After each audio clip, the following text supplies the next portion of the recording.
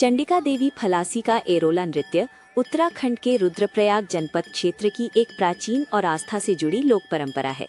स्थानीय भाषा में इसे एरोला कहा जाता है, जो देवी के जागरण और शक्ति पूजन का प्रतीक माना जाता है। पारंपरिक वेशभूषा में देवी मंदिर के प्रांगण या खुले स्थान पर एक विशेष लय और ताल में नृत्य करते हैं।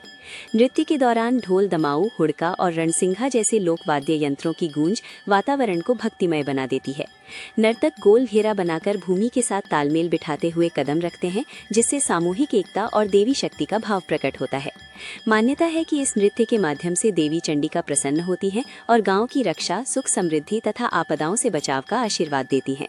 एरोला नृत्य केवल मनोरंजन नहीं, बल्कि धार्मिक विश्वास, सामाजिक एकता और सांस्कृतिक विरासत का जीवंत उदाहरण है।